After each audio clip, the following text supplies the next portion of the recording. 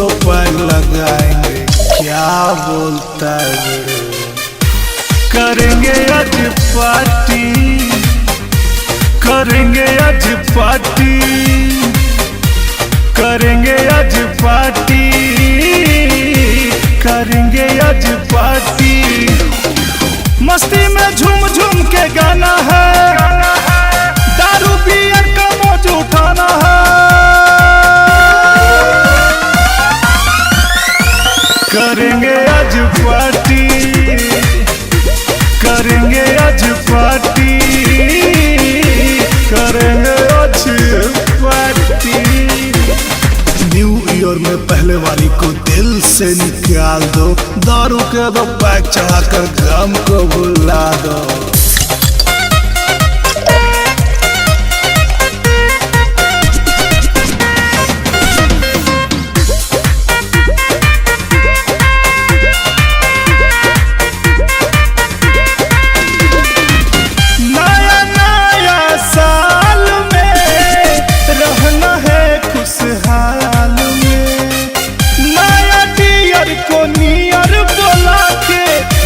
करेंगे हम गाल में,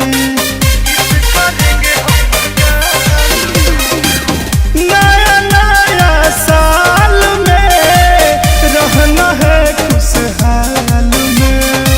नया डियर को नियर बोला के किस करेंगे हम गाल में। रहना है लभर के अपने साथ में, नचेंगे बजा के डीजे रात में। करेंगे आज पार्टी, करेंगे आज पार्टी, करेंगे आज पार्टी।